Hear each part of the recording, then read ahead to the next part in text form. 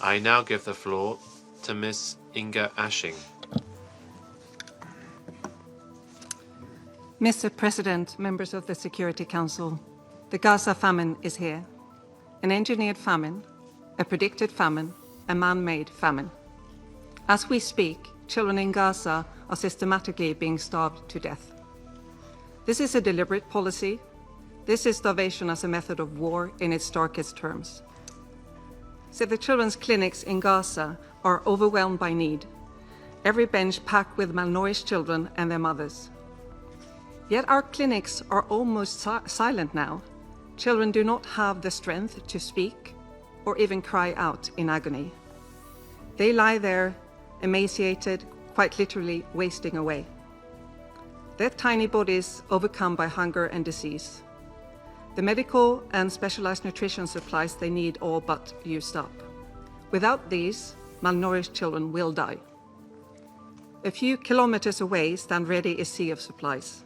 Thousands upon thousands of truckloads of life-saving items, all blocked. The government of Israel could end this famine tonight if it choose to, and end its deliberate obstruction and let humanitarians do our work. Instead, there are reports of escalation in Israeli military activity in Gaza City, more attacks on hospitals, more killing. Mr. President, at our child-friendly spaces, children draw what we call wishing clouds so that they can imagine a better future. In Gaza, children used to wish for school or peace or to see their friends again. Once the total siege began in March, children would increasingly tell us that they wish for food, that they wish for bread. These past few weeks, more and more children have shared that they wish to be dead. One child wrote, "I wish I was in heaven where my mother is. In heaven there is love, there is food and water." Children are being killed in Gaza by bombs, bullets, and now starvation. An entire generation at risk of being wiped out. Every decision maker in every capital in the world, everyone in this room, has a legal and moral responsibility to act to stop these atrocities. Famine means that there are no more breaking points and no more alarm bells. It is the worst case scenario. We told you this was coming, loudly and clearly. It has been constructed by design for 2 years. Famine is a technical term. It is determined by an independent, globally respected body known as the IPC. When there is not enough food, children become acutely malnourished and then they die, slowly and painfully. This, in simple terms, is what famine is. By measuring a child's weight related to their height and their upper arm to assess the amount of body fat and muscle they have left, we can objectively measure in real time the slow descent into the horror of starvation. The lives of at least 132,000 children under the age of 5 in Gaza are now at risk of acute malnutrition. This number has doubled since May 2025. Every other indicator confirms the IPC's assessment. In the first 2 weeks of August, well over half of pregnant women and new mothers screened at Save the Children's clinics were malnourished, 7 times higher than before the siege began in March. We have since run out of the supplement designed to prevent pregnant women and new mothers becoming malnourished.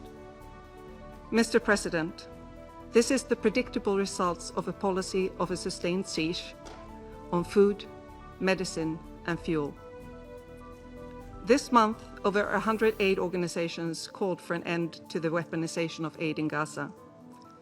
These NGOs have worked in the occupied Palestinian territories for decades and are trusted and experienced.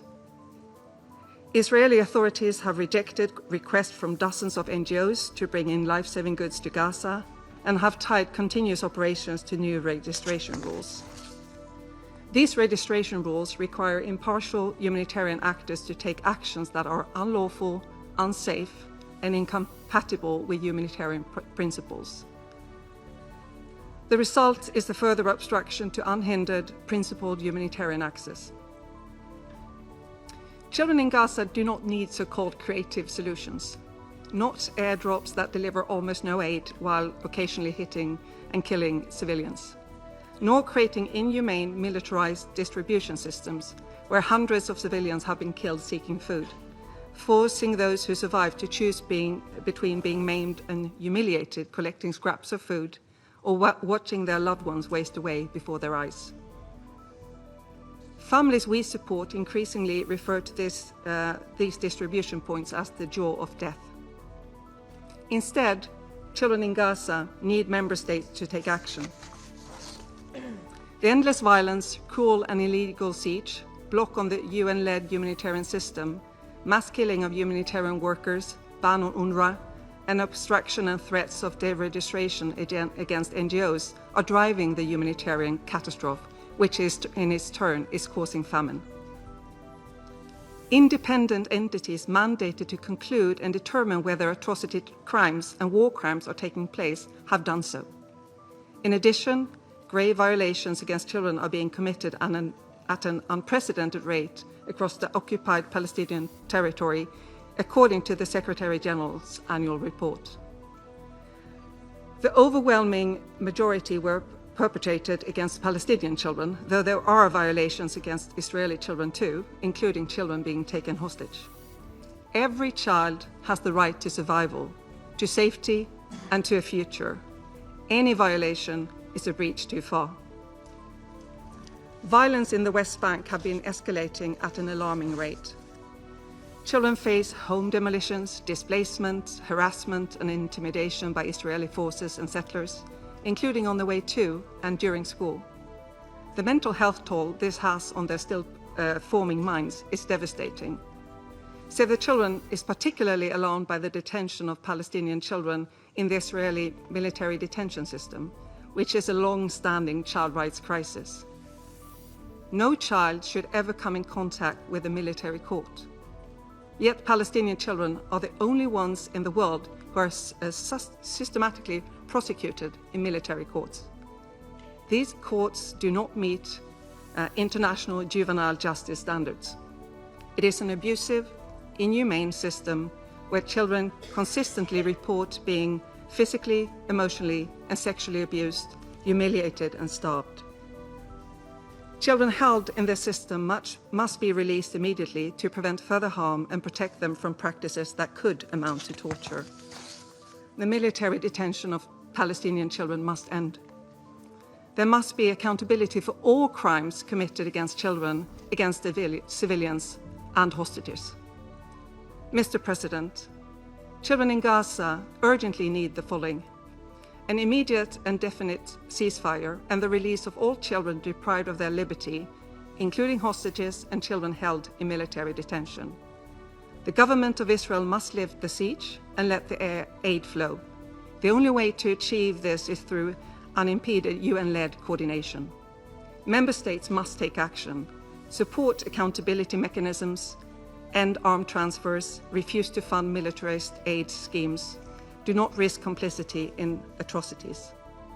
Members of the Security Council, I would like to conclude by explaining briefly what malnourishment and starvation means for a child. After one day without food, children begin to change. They suffer a loss of energy, concentration, and become upset. After several days without nourishment, their body starts to degrade. Their bodies begin consuming their own fat to survive. They lose their appetite and become unable to focus. After 2 weeks, the process accelerates and their small bodies rapidly deteriorate. Heart, liver, kidneys weaken, infections spread with ease as their immune system collapses. They become vulnerable to diarrhea, pneumonia, sepsis. At this stage, there is no fat left, so the body begins to literally consume itself, slowly, painfully eating the muscles and other vital organs. Belly swell and skin becomes fragile. At 3 weeks, the process of starvation has reached its final catastrophic phase. Children get lesions on their eyes and they go blind. Their hair fall out, organs shut down. Unable to move or speak or cry out, they draw their last breath. Those who do get urgent nutrition and medical support often grow up stunted. A stunted child will likely have impaired cognitive development, a weakened immune system, and increased risk of chronic diseases. Babies born to malnourished mothers are likely to be forever smaller themselves. Many effects of famine cannot be reversed. The death and loss, the physical and mental harm will last lifetime and even generations. In the words of a nutrition nurse who works in one of our silent clinics, she said, "Hunger is written on the bodies of our children, a constant reminder that survival itself has become uncertain in Gaza." For almost 2 years, the international community has failed to protect Palestinian children. Until you choose to act, this is the fate you are guaranteeing a generation of children in Gaza. Inaction is a choice. Indecision is complicity. Children have reached their breaking points. Where is yours? Thank you.